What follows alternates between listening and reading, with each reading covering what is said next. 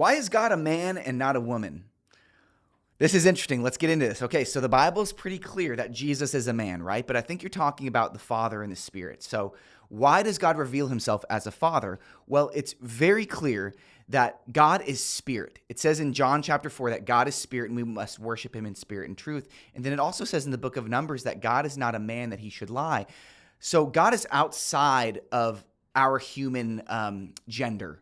God is spirit. He's the creator, and he reveals himself as a father because there's so many characteristics that we can understand about his heart as a father. And during that time, people just wouldn't have accepted God as a mother. And I think he's making a distinction from a lot of the fake pagan idols, the goddesses that were worshipped during that time. So he's making a distinction here.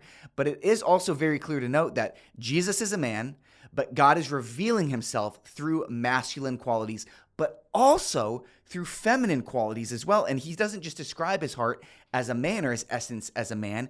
He says, I have motherly qualities as well. In fact, the number one quoted verse to describe the heart of God, it says that he is compassionate, slow to anger, and abounding in steadfast love. That word compassionate, the root of that literally means from the womb.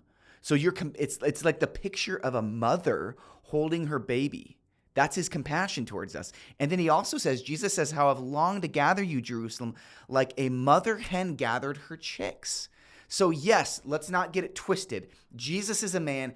God is revealing himself as a father. I'm not arguing against that. What I'm saying, though, is God is outside of gender. And he's also saying that I have feminine qualities as well. And that's really, really important to know. So is God a man? Yes, in the person of Christ. But we need to understand that God is a triune God, Father, Son, Holy Spirit, and divine dance from the beginning of time. So God reveals himself as a father. I think that's what we need to go with.